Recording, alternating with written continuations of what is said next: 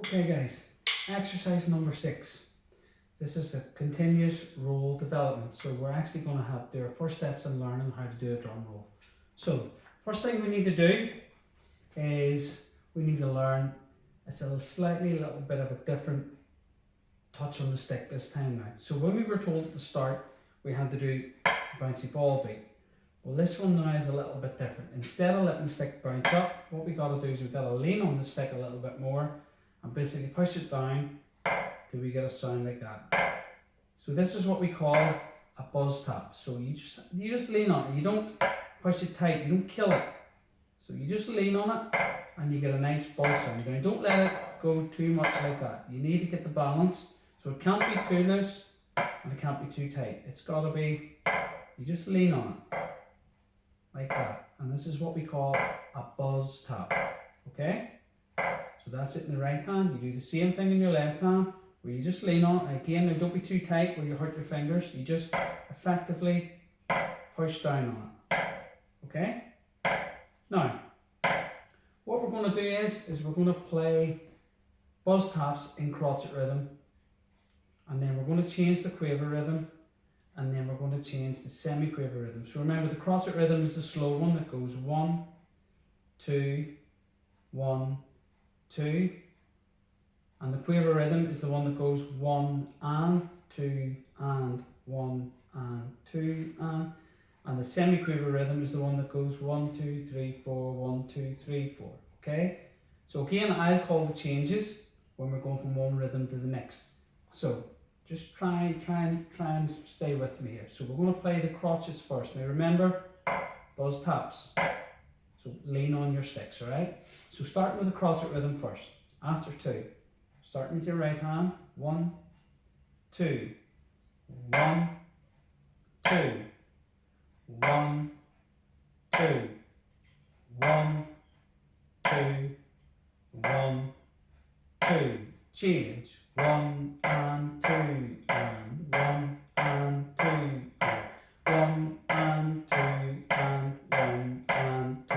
Change. 1, 2, 3, 4, 1, 2, 3, 4, 1, 2, 3, 4, 1, 2, 3, 4, 3, 4, 1, 2, 3, 4, 1, 2, 3, 4, stop. Okay? So, that's the 3 rhythms that we're going to learn when we're doing our buzz taps. So one of them rhythms actually makes a drum roll sound. So if any of us have ever heard a drum roll before, you should know that the crotchet does not make a drum roll sound. Okay? The second rhythm, the quaver, 1 and 2 and 1 and 2, still does not make a drum roll sound. There's too much space between the buzzes.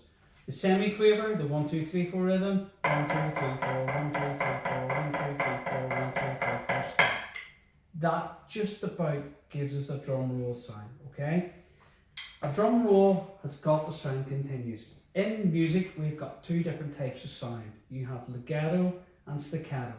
Legato sound is a sound that continues, it never breaks, which would be associated with most wind instruments. So basically between the notes, dee da, whatever instrument it is, there's still sound between the notes. The sound never breaks. Staccato is basically a sound where the sound breaks between the notes. So in other words, most drumming and percussion would be staccato because there's always space between the notes, no matter how fast we play.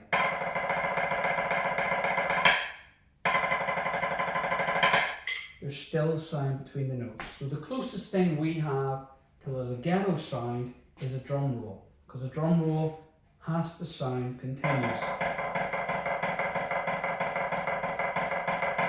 Okay?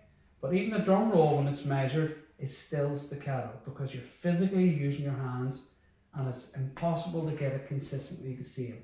So there will always be gaps, but till the naked ear, it sounds continuous. Okay? So to make that sound, we've got to play at least 4 semi-quaver buzz taps. 1, 2, 3, 4, 1, 2, 3, 4, 1, 2, 3, 4, stop. Okay? So let's play exercise 6 again. Alright? Which is your crotchet, your quaver, and your semi-quaver in buzz taps. So after 2, 1, 2, 1,